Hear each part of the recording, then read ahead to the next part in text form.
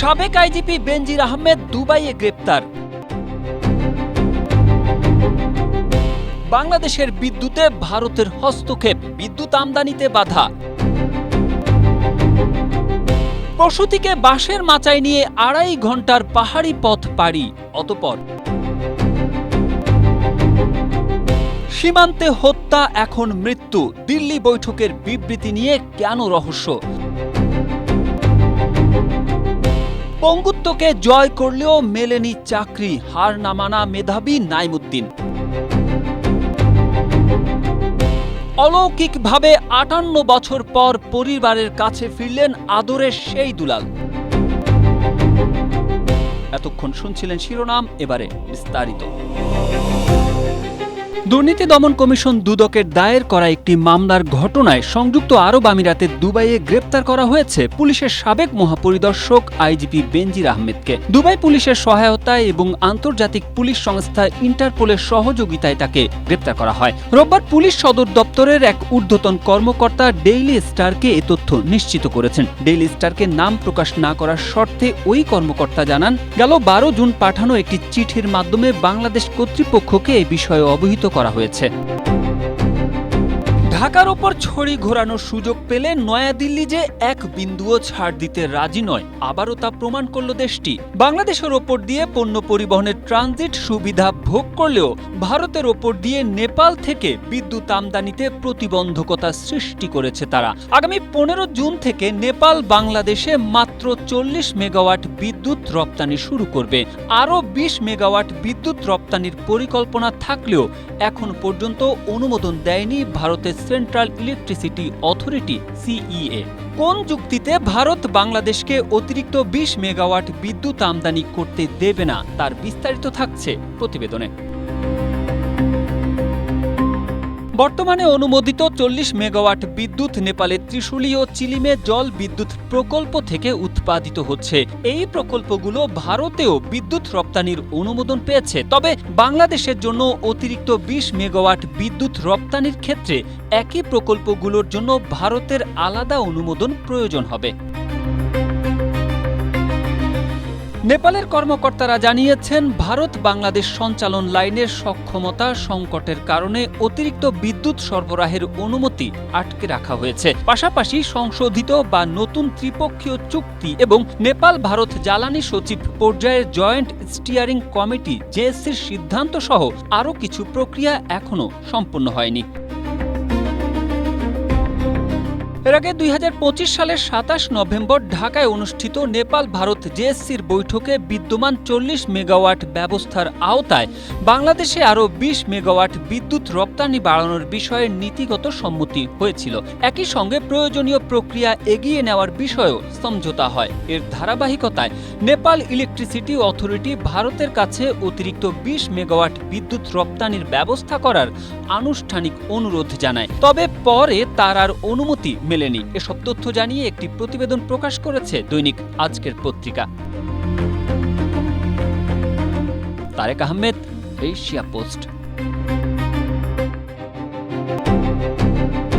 পাহাড়ি আঁকাবাঁকা পথ, চারপাশে ঘন জঙ্গল, নেই কোনো সড়ক, নেই যানবাহনের সুবিধা। এমন দুর্গম পথে বাঁশ ও কাপড় দিয়ে তৈরি মাচায় প্রসব বেদনায় কাতর এক নারীকে নিয়ে হাসপাতালে ছুটেছেন গ্রামবাসীরা। জানা যায়, শনিবার রাঙ্গামাটির বরকল উপজেলার আইমাছড়া ইউনিয়নের ভরতপাড়া এলাকা থেকে প্রায় ১০ কিলোমিটার পথ পাড়ি দিয়ে প্রসব বেদনায় কাতর এক নারীকে জুরাছড়ি উপজেলা স্বাস্থ্যকেন্দ্রে নিয়ে যান গ্রামবাসীরা।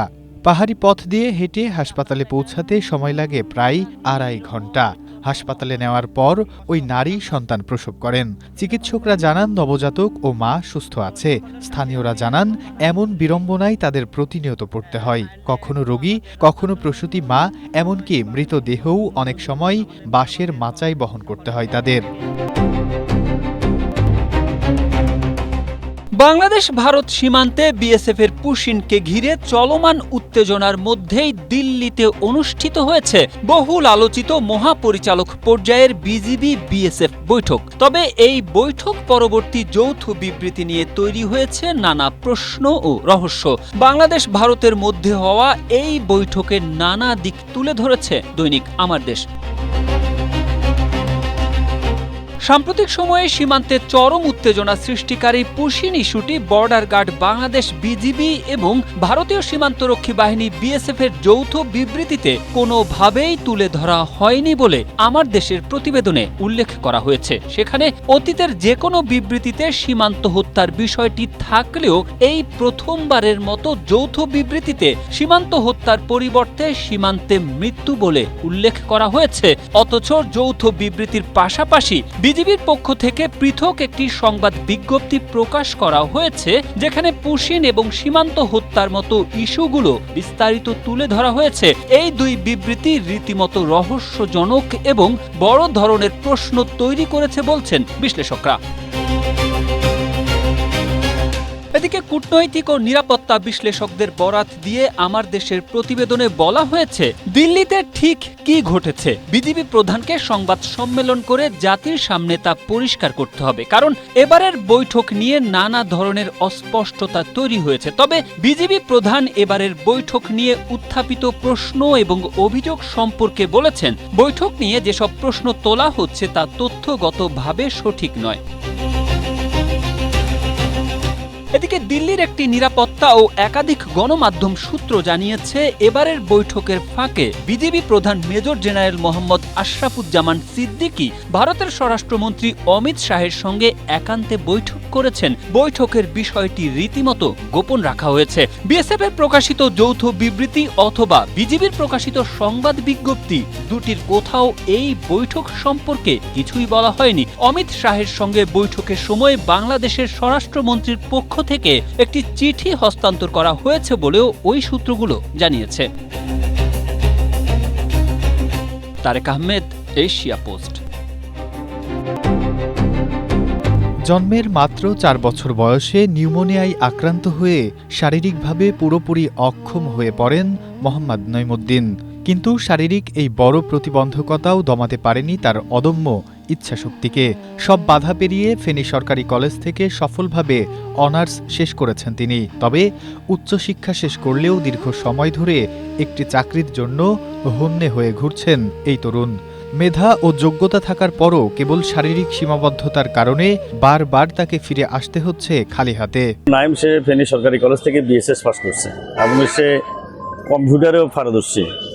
সে শারীরিক প্রতিবন্ধী ছিল না, তার নিউমোনিয়া হওয়ার কারণে সে এখন প্রতিবন্ধী, সে হাঁটতে পারতেছে না। নাইমুদ্দিন ফেনী জেলার দাগনভুয়া উপজেলার জায়লস্করপুর ইউনিয়নের বাসিন্দা।